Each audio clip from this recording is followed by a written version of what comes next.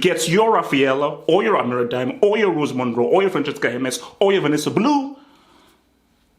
Get this freaking lawnmower Manscaped to make you looking beautiful and serene around that ball area. Make your balls look smooth. Head over to manscaped.com, use the code HHFH, and get 20% off with this item plus all the grooming items to make you look totally serene and make you look freaking tier 1 borderline Chifoga. We ride. How Nigeria are playing where you're struggling to beat Cape Verde and you lose to Central African Republic at the crib. I'm terrified as that's who they could get in that next round. So if you don't, to even give them a chance, you could have sacked this freaking clown.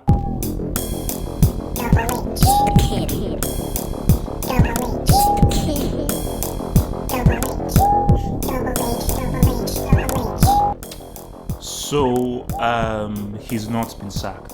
He's not been sacked. So this is the because I follow the NFF on Instagram. This is the statement from the NFF. The board of the NFF is storing the reports of the technical committee, which it submitted after the garbage match against Cape Verde in Lagos on Tuesday, where Nigeria produced an abysmal, disgraceful performance that is so bad you have no business going to a freaking World Cup to freaking embarrass yourselves. There are a number of possibilities, but we have not taken a decision to sack Rohr, even though the team has been playing garbage, horrible football under this freaking clown. I want to assure that whatever decision is eventually taken will be one that will please the generality of Nigerians. Surely, if you have the pulse of what Nigerians are saying, both in Nigeria and on Twitter, social media, and so forth, you know that most guys want this piece of crap sacked. Mr. Rohr has a contract with the NFF, and there is a procedure for disengagement. There's no procedure because I follow. I think it's Collins on Twitter.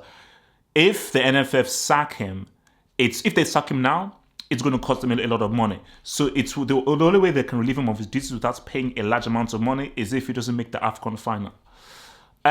If he gets to that bridge, both parties will look at the contract and see what has to be done both ways. The Super Eagles squad is a national asset. A national asset that you plunder, you mock, and you abuse by bringing back a guy who retired from football called Igalo, who screwed up at the last World Cup in the match against Argentina.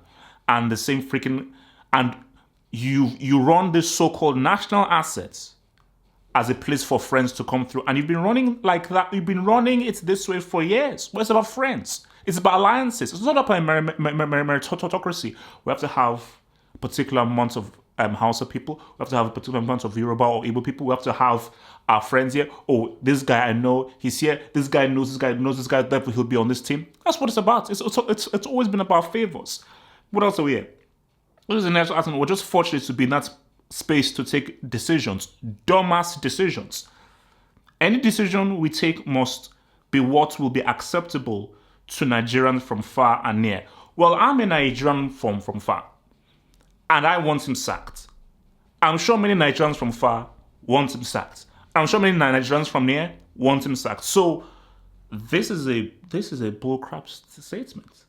Because guys, I'll tell you this right now. I am terrified at who Nigeria could get in that third round. Nigeria could get Egypt. They could get Morocco.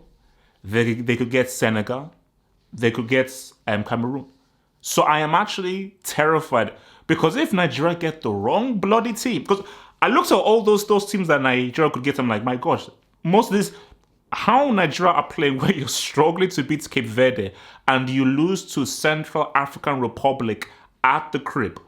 I'm terrified as that's who they could get in that next round. So if you don't, to even give them a chance, you could have sacked this freaking clown.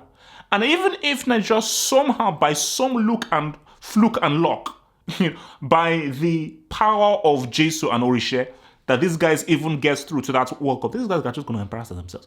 So why even go to the Qatar just to go and shame yourself and just play scatter for football like that? So please, if you're going to embarrass yourself and just do rubbish and just do nonsense, there's no point in even showing up. Because You already have people say, why should we give Africa extra spots? And I'm trying to fight for Africa. Like, well, you. But if you just go and just get knocked out in the group stage, then what can I say about guys that say that? Why should you give Africa extra spots? So if you're going to go out and embarrass the continent, why should Africa be given extra spots, man?